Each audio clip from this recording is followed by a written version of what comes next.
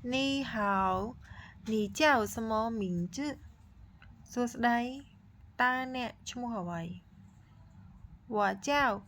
苏布你呢我叫苏布你呢ខ្ញុំឈ្មោះស៊ូប៊ូ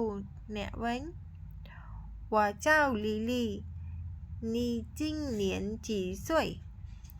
我叫丽丽你今年几岁